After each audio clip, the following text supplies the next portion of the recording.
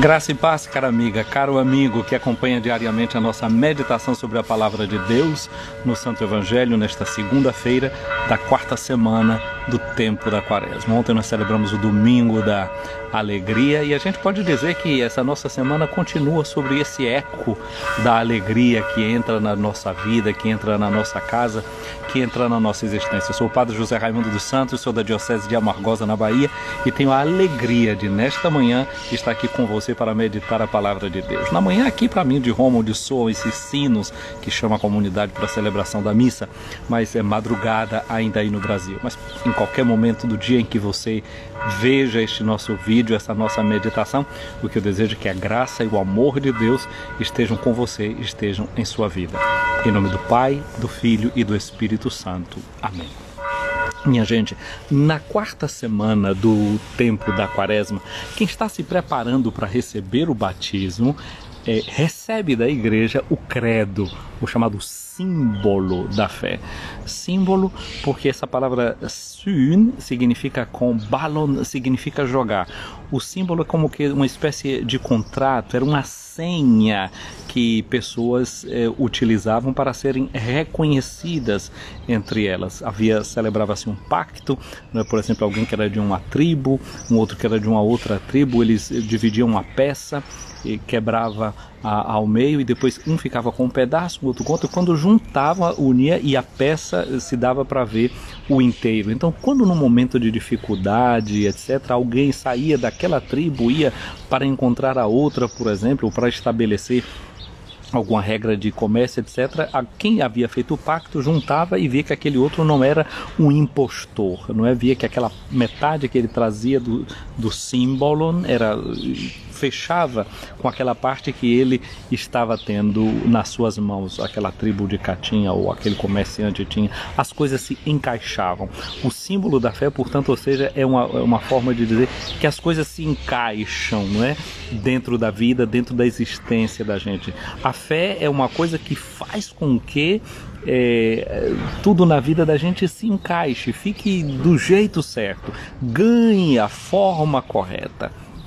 O símbolo da fé significa todos os conteúdos da nossa fé nos quais nós cremos.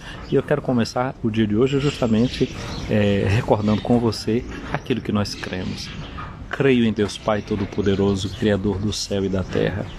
Creio em Jesus Cristo, seu único Filho, nosso Senhor, que foi concebido pelo poder do Espírito Santo, nasceu da Virgem Maria, padeceu sob Pôncio Pilatos, foi crucificado, morto e sepultado. Ressuscitou ao terceiro dia, subiu aos céus e está sentado à direita de Deus Pai Todo-Poderoso, de onde há de vir a julgar os vivos e os mortos. Creio no Espírito Santo, na Santa Igreja Católica, na comunhão dos santos, na remissão dos pecados, na ressurreição da carne, na vida eterna. Amém. Esta é a nossa fé. Antigamente, nas comunidades, quando eu era menino, a gente cantava muito, né? Esta é a nossa fé, bendita seja a palavra de Deus. Esta é a nossa fé, bendita seja a palavra de Deus. Antigamente a catequese não era feita com livro, não. A catequese nos primeiros cristãos era feita com isso aqui, memória. As pessoas precisavam memorizar o conteúdo da fé. Santo Agostinho, quando ele recitava o credo para os catecúmenos, ele dizia: olha, vocês não podem tomar nota de nada do que vocês estão ouvindo aqui. Isso é para ser ouvido e repetido. E na medida que você cada dia repete, você aprofunda, você mastiga, você sempre sente o gosto. Com 8 dias, o catecúmeno deveria chegar na comunidade e devolver o credo. Deveria recitar à memória o credo que ele tinha aprendido. Ele fez: mesmo assim, quando vocês chegarem em casa, não é que devam tomar nota daquilo que vocês ouviram. Deve ser isso mesmo, a repetição. Água mole em pedra dura, tanto bate até que fura. E depois a gente passa o resto da vida aprofundando o conteúdo da fé, conhecendo esta fé que nos iluminou, este símbolo, não é, como a gente estava dizendo aqui agora, né, que ajuda para que tudo encaixe na nossa existência. Muito bem, então a quarta semana faz a gente lembrar disso, o credo que a gente recebe, a nossa profissão de fé. E depois, na quinta semana, quem se prepara para para o batismo, a construção aqui tá. Ele recita o Pai Nosso, vai receber a oração do Pai Nosso. Mas tem uma coisa então aqui que São Paulo diz para a gente e que a gente deve levar em consideração, que é a seguinte: como é que eles invocarão se não conhecem? Então, antes de receber o Pai Nosso, de chamar a Deus de Pai, a gente precisa conhecer quem é esse Deus, não é? Recitando o credo, conhecer a nossa fé. Só depois a gente pode viver uma vida de comunhão com este Deus a que a gente conhece. Ora, ontem, quarto domingo do tempo da Quaresma, o que foi que a gente fez? A gente conheceu quem é esse Deus no qual a gente acredita. E ontem, pela parábola que Jesus contou, nós sabemos que Ele é Deus, que Ele é Pai misericordioso. Nós conhecemos as entranhas de misericórdia desse nosso Deus e nosso Pai. Então, é daí que a gente parte. Nós cremos em um Deus que é Pai, que Ele é Criador de todas as coisas, mas que Ele é, sobretudo, um Deus misericordioso. Um Deus que tem entranhas de misericórdia, que age com misericórdia em relação a cada uma e a cada um de nós. Vou tentar fugir ali do barulho que está do lado de lá. Bom, então, a gente pode olhar para a primeira leitura de hoje, que é do profeta Isaías. Olha o que diz o profeta Isaías, o capítulo 65, versículos de 17 a 21. Assim fala o Senhor: eu criei novos céus e nova terra. Isso é o que Deus nos diz. A gente lembra aquele canto, né, que a gente canta muito, né? Eis que faço nova todas as coisas, que faço nova todas as coisas. Eis que faço nova todas as coisas. E você está precisando de renovação na sua vida? Que Deus faça nova todas as coisas? A história do filho pródigo que nós escutamos ontem, chamamos assim de filho pródigo, né? Mas é a história do amor de um pai que sofria por 2 filhos que tinha, como nós meditamos bem no vídeo de ontem. Se você quiser, vai lá e volta, assiste esse vídeo. Então a gente viu que realmente começou uma história nova na vida daquele filho que foi acolhido dentro da casa do pai. Então hoje a gente ouve essa leitura Deus dizendo isso: eis que eu criei. A gente diz: creio em Deus Pai Criador. Então, o Deus que criou todas as coisas é Deus que é Pai para nós. E Ele é Pai que nos ama com um amor materno, né? A mãe será capaz de se esquecer ou deixar de amar algum dos filhos que gerou. E se existir acaso tal mulher, Deus se lembrará de nós em seu amor. O amor de Deus é o amor como o amor de uma mãe. Esse Deus que nos ama com entranhas de misericórdia. E aqui Deus diz, né, que Ele criou novos céus, que Ele criou nova terra.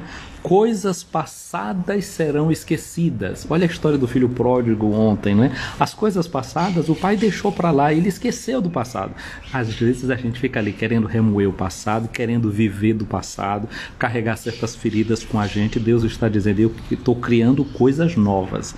Por exemplo, a experiência do sacramento da penitência, o sacramento da confissão, essa experiência de experimentar, de fazer o amor de Deus que nos renova, não é? Entrar numa análise profunda da nossa vida, não para que a gente fique dependente de coisas do passado, mas que a gente, reconhecendo certas coisas do passado, certas feridas que a gente tem, não fiquemos condicionados por esse passado, que a gente possa realmente ir para a frente, né? Coisas passadas serão esquecidas, não que a gente vai ter amnésia, não é? Mas no sentido de não deixar que aquilo do passado atinja e tire o brilho da nossa vida.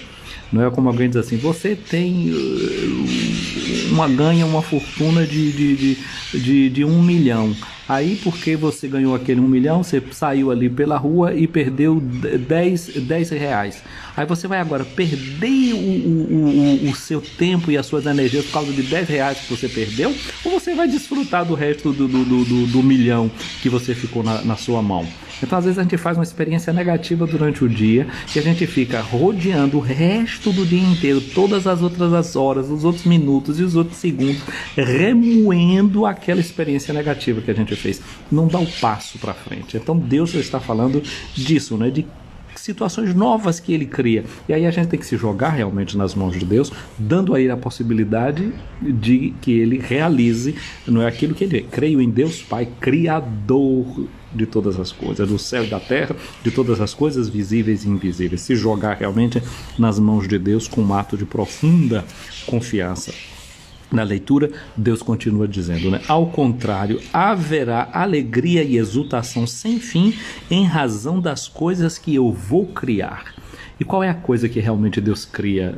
Não é? Na ressurreição de Cristo, seu Filho, Ele cria, recria novos céus, nova terra.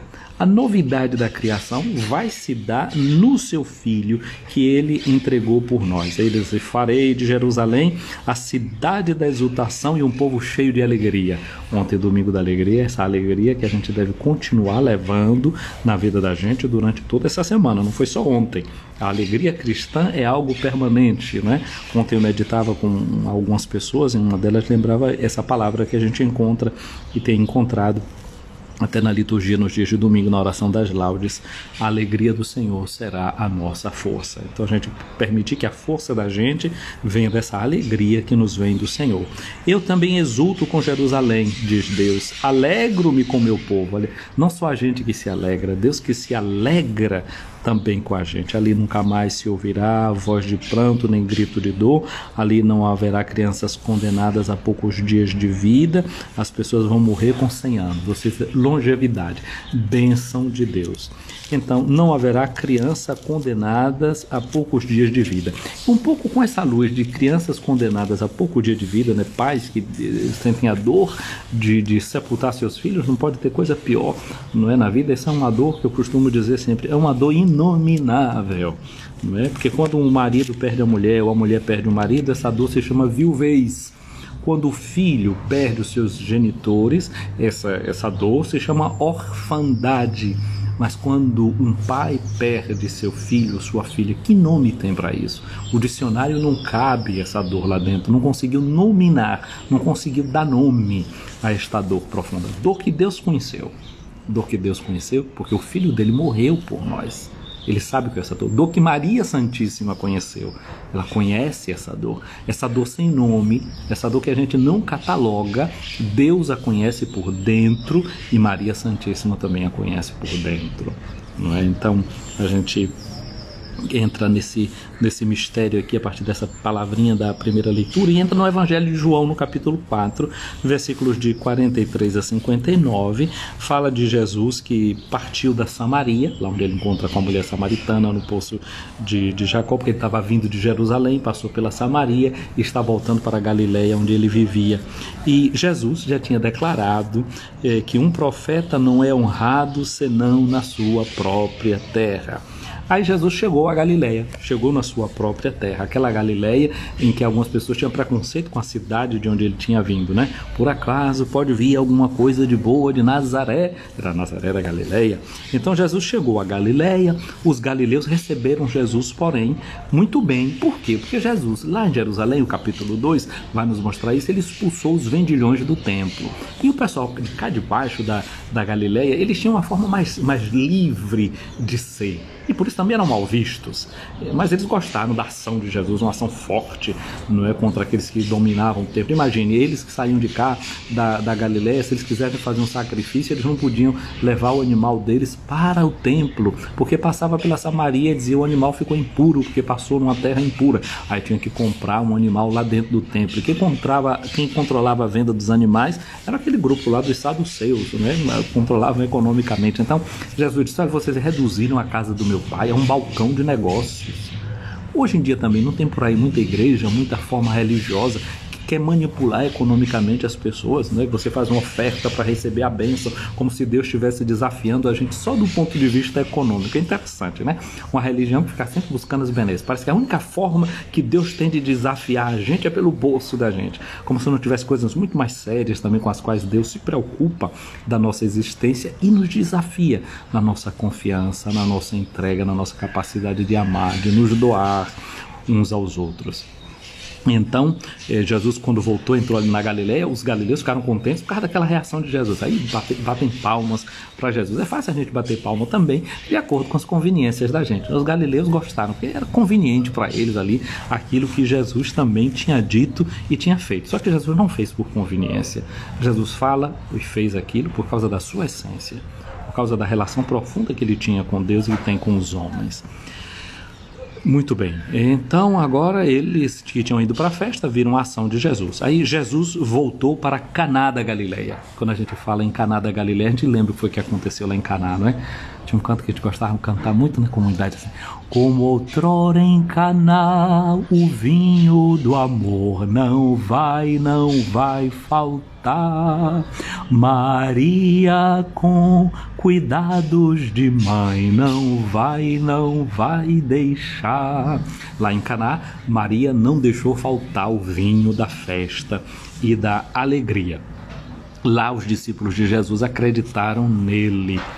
Essa semana eu disse, os catecúmenos recebem o credo, ou seja, aquela fórmula, o símbolo da fé, na qual nós dizemos: eu creio em Deus Pai, creio em Jesus, creio na igreja. Os discípulos em Caná acreditaram em Jesus. Eu e você somos chamados a acreditar em Jesus. Então, com essa palavra aqui vem recapitulado tudo isso, a nossa fé em Jesus. Havia em Cafarnaum um funcionário do rei que tinha um filho doente. Jesus está lá em Cafarnaum, esse funcionário, aliás, em Caná. E esse funcionário do rei tem um filho doente em Cafarnaum. Ele ouviu dizer que Jesus tinha vindo para a Judéia, para a Galileia. Tinha vindo da Judéia para a Galileia. E saiu ao seu encontro para pedir que Jesus fosse até Cafarnaum, fosse lá cuidar daquele seu filho, para curar o seu filho que estava morrendo. Jesus disse para ele: se não virdes sinais e prodígios, não acreditais. Muitas vezes a nossa fé é assim, aquela fé que a gente quer ver prodígios, quer ver sinais. E às vezes é preciso saber caminhar mesmo às apalpadelas, crendo sem ver. Abraão foi aquele que acreditou contra toda esperança. Não tinha esperança nenhuma para que, do ponto de vista humano, ele pudesse ser pai. Às vezes a fé é aquele ato que você faz quando você humanamente não vê as possibilidades e os recursos de certas coisas acontecerem, mas você continua acreditando que Deus pode ir para além daquilo que você vê e daquilo que você enxerga. E você não dá nenhuma condição primeiro para você acreditar. Então, às vezes a gente quer ver o sinal, porque eu estou vendo o sinal, agora eu acredito. Não, deve ser o contrário, aquilo que vai acontecer, nós vamos ver com Tomé. Você está acreditando porque viu. Bem-aventurados aqueles que acreditam sem ver. É o chamado para nós nesse período da quaresma, é acreditar sem ver, é ter esperança, é ir contra toda esperança, como fez Abraão. O funcionário do rei disse para Jesus, quando Jesus deu aquela palavra, ele disse: Senhor, desce antes que meu filho morra. Ontem nós vimos a história daquele pai com aqueles 2 filhos, e ele disse que o filho mais novo que estava fora de casa disse: esse teu filho estava morto e voltou a viver. Então agora nós estamos diante de um pai, humanamente falando, também, que não quer a morte do seu filho, como Deus não quer a morte de nenhum filho. Por isso que a Escritura insiste: Deus não quer a morte do pecador, mas que ele se converta e viva. O nosso Deus é o Deus da vida, e Jesus disse: eu vim para que todos tenham vida e a tenham em abundância. O que Deus quer é a sua vida e a nossa vida. Tem gente que às vezes fica pensando assim: se eu morrer, achando que a morte é a solução para certos problemas que a pessoa está vivendo, quando o que Deus ensina é o contrário. É na vida que está a solução, não é? Porque se eu morresse... Não, gente, vamos parar com esse tipo de conversa. A conversa deve ser: eu vou viver para isso, e vou viver porque tem um sentido a minha vida, porque tem um sentido a minha existência, e Deus me mantém nesta vida, e a solução tem que estar aqui enquanto eu também vivo, e a solução é uma solução que me vem da fé. Esse Deus que cria situações novas, ultrapassando as experiências de morte que a gente possa estar vivendo. Então o funcionário do rei disse: desce antes que meu filho morra. E Jesus disse para ele: pode ir, teu filho está vivo. Podes ir, teu filho está vivo. O homem acreditou na palavra e foi embora. Ele acreditou. Não tinha prova nenhuma que o filho dele estava vivo. E Jesus estava dizendo: eu não vou com você não, mas pode ir para casa. E o homem foi. Foi na confiança. Isso aqui é que é o bonito. Ele veio para levar Jesus com ele. E Jesus disse: você vai voltar só. mas volte com esta certeza de que seu filho está vivo. Nós vivemos essa experiência da fé, que Jesus diz para Tomé: bem-aventurados aqueles que acreditam sem ter visto. Não é? A gente tem que crer para ver, não é ver para crer. Então a gente caminhar nessa esperança, saber o que a gente deve fazer, tomar essas decisões que nascem da fé, com essa certeza de que temos um Deus que nos ampara e vai conosco, por causa da tua palavra, como Pedro diz naquela pesca milagrosa, né? Senhor, nós já tentamos a noite inteira, mas por causa da tua palavra eu vou lançar as redes. Bom, aquele homem vai-se embora, e enquanto ele descia para Cafarnaum, seus empregados foram ao seu encontro. Imagina quando esse homem vê esses empregados vindo de lá para cá, o que será que se passou no coração dele? Será que ele não ficou com medo de que veio a notícia que ele mais temia, a notícia da morte? O que será que esse homem sentiu vendo aquela embaixada que vinha ao seu encontro? Aí o que é que ele escuta? Os empregados dizem para ele: teu filho está vivo. O pai ontem dizia, né, para o filho mais velho: teu irmão estava morto e voltou a viver. É sair do pecado, é entrar na vida, não é? Quais são as situações hoje que nós devemos deixar para começar a viver bem?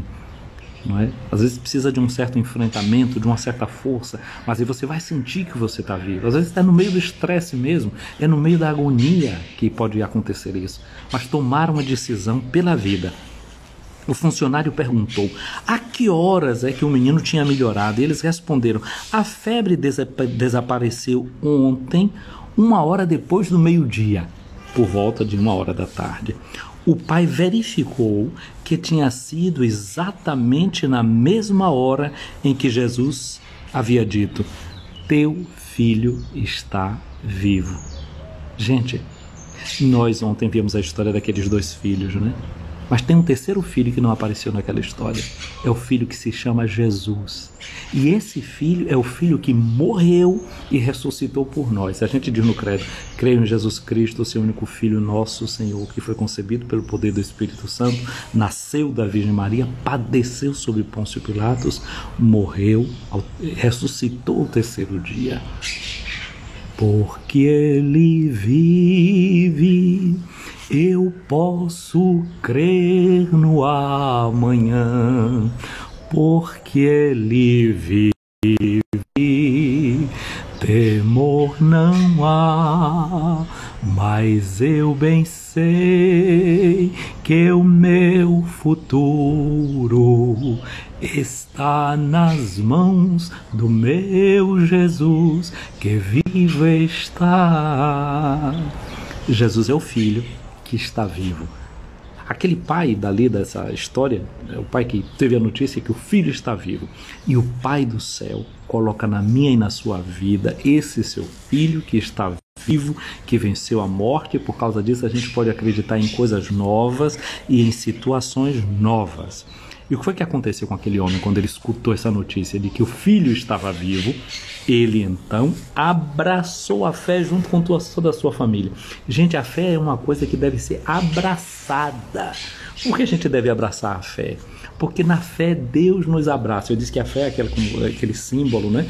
Que significa 2 partes que se unem. O que é um abraço? Um abraço são 2 pessoas que se acolhem mutuamente. A fé é isso. É um filho que se joga nos braços do pai. É o pai que recebe um filho que se jogou na confiança. A fé não é um salto no escuro.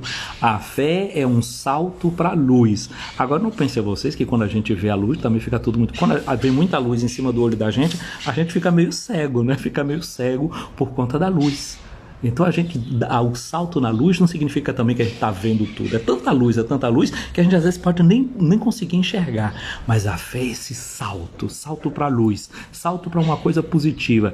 E a luz produz vida. Não é tanto que quando uma mulher ela pare um filho, essa é a mesma palavra, não é? Se diz deu à luz, um filho dado à luz. Assim a igreja dá à luz sempre novos filhos, pela profissão de fé, que é esse salto para a luz. E é por isso que no batismo é dada uma vela acesa, porque a gente se joga na luz. Essa luz nos abraça, essa luz nos envolve, essa luz promove a alegria para a nossa existência.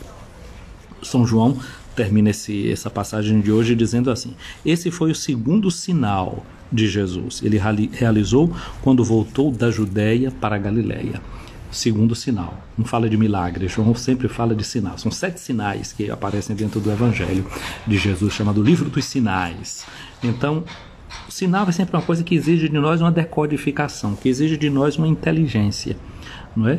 Se a gente não for alfabetizado no alfabeto chinês ou japonês, a gente vê um monte de tracinho, né? Aqueles ideogramas, não entende nada, porque a gente não foi iniciado naqueles sinais. Assim como eles também, se não forem alfabetizados, iniciados no nosso alfabeto, vê um monte de tracinho que não entendem nada. Mas eu estou vendo aqui gente me dando bom dia, boa madrugada, tá dizendo quem é que está falando. Isso está fazendo sentido para mim porque eu conheço o nosso alfabeto, eu conheço essas letrinhas, esse tracinho que vem com um pontinho atrás, eu sei que isso é uma exclamação que alguém está dizendo, né? Porque se eu fosse analfabeto, eu não entenderia nenhum desses sinais que eu estou vendo aqui. Mas como eu fui iniciado nesses sinais, eu sei o conteúdo da mensagem que me está sendo dita. Eu posso olhar para isso aqui, para esse monte de letrinhas, e não vejo uma sopinha de letras, eu consigo juntar todas as letras e entender a palavra que está escrita. Então, os sinais, por que eu conheço esses sinais? Porque alguém foi me iniciando nesses sinais, foi me dizendo o que é que eles significavam. Então, a gente precisa, não é, ter essa capacidade de decodificar esses sinais da presença e do amor de Deus. E diz que Jesus realizou esses sinais na Galileia. A Galileia, essa terra de Jesus, era uma terra que era mal vista por aqueles lá de Jerusalém, mas é o lugar do cotidiano. Jesus hoje também quer, no nosso cotidiano, na nossa Galileia, continuar a realizando os seus sinais. Agora vai depender de mim e de você fazer como esse pai aqui agora. Ter confiança na palavra de Jesus, não é? Estar atento aos sinais, coligar as coisas. Aquele pergunta, que hora foi que aconteceu isso? Eu tenho que estar atento, tem que ler o passado, não é, para poder encontrar o significado do presente, para poder ter fé. Então vamos pedir a Deus hoje essa graça. Senhor Jesus, nós queremos te pedir essa graça de continuar acreditando. Nós já recebemos o símbolo da nossa fé, o creio. E a gente quer continuar pedindo a Deus essa graça de permitir que esse símbolo junte as pecinhas da nossa vida, como acontece com o quebra-cabeça, são pequenas peças, cada artigo do creio, não é? Ele precisa ser articulado com essa grande verdade, e a grande verdade é o amor de Deus por nós. Nós cremos em Deus, nós cremos no amor de Deus. Pai, nós cremos no teu amor por nós. Nós queremos ser renovados neste amor e queremos corresponder também com amor. Que esse amor dê sentido à nossa vida, dê sentido à nossa existência, que a gente possa caminhar com muita confiança, hoje e sempre, a cada dia. Obrigado porque tu, na Galileia do nosso cotidiano, realizas muitos sinais. Dá-nos a capacidade de ler esses sinais, de compreender esses sinais e de acreditar contra toda esperança, de ver o que está invisível aos nossos olhos, de saber que tem essa mão protetora. Ajuda-nos a entender que a fé é um salto na luz. E muitas vezes se vê que mesmo banhados de luz a gente não consegue enxergar tudo num primeiro momento. Dá-nos a paciência de aprofundar o mistério da nossa fé. Amém. Minha amiga, meu amigo, o Senhor esteja acima de ti para te proteger, à tua frente para te guiar, atrás de ti para te defender, ao teu lado para te acompanhar, dentro de ti para te abençoar. Que a bênção de Deus Todo-Poderoso, Pai, Filho e Espírito Santo desça sobre ti, minha amiga, meu amigo, permaneça para sempre. Amém. Gente querida, eu quero abraçar quem na madrugada brasileira está aqui me acompanhando, Vilma Costa, aí em Maragogi, em Latuípe, na Bahia, Aldaléa, aqui em Genebra, Netcor, eu sempre fico na dúvida, não sei se Net está pela Suíça, se está pelo Brasil, mas acho que Net ainda está aí pelo Brasil. Um abraço para você. É uma outra Suíça, viu, Dalé? É uma brasileira que está aí, vive na Suíça, agora não sei se ela deve estar aí pelo Brasil, vale a pena vocês se conhecerem. Um abraço para Consa Rezende, aí em Amargosa, na Bahia, Viviane também aí em Amargosa, na Bahia, Teotocos, Artigos Religiosos entrou aqui também, um abraço para vocês da Teotocos, para Maria das Graças, aí em Conceição do Almeida, um abraço para você nessa madrugada brasileira, não é? Ela está dizendo aqui, esses sinais continuam até hoje, temos que acreditar neste amor, amém, que a gente acredite sempre nesse amor de Deus por nós, cremos no amor de Deus, que isso a gente professe hoje e sempre. Gente querida, muito obrigado porque você acompanha aqui essas nossas lives, obrigado a quem andou, eu vi aí muita gente curtindo muito de vídeo que já tinha assistido, obrigado, faça isso, mas comente também vídeos, mesmo que você está assistindo depois, deixe lá seu comentário, deixe a sua opinião, sua síntese, como foi que você recebeu luz a partir desses vídeos, etc. Isso ajuda a dar uma certa relevância ao conteúdo que a gente vai apresentando. Depois, vamos encaminhar esse vídeo de hoje. Quem é que você acha que precisa dar um salto para a luz? Manda esse vídeo para essa pessoa, né? Como um presentinho, não é? Olha aqui, para você dar um salto para a luz, saltemos para a luz, a fé é um salto para a luz, e manda para alguém aí hoje, é o desafio de hoje, manda para 10 pessoas, no mínimo 10, hein? Fica aqui o desafio para você no dia de hoje, partilhar também essa mensagem. Net está aqui dizendo que adorou o som dos pássaros, que bom, né? Eles estão aqui cantando, né? Estamos aqui, né? Nesta plena primavera, e agora tem também as sirenes mostrando para nós também que tem dificuldades na vida. Alguém deve estar sendo levado para um hospital, ou estão indo buscar alguém para levar para um hospital. A vida é feita também dessas dificuldades, e que Deus abrace e tenha piedade de quem precisa desse socorro nesse momento. Gente querida, fiquem com Deus, uma semana abençoada para todos nós.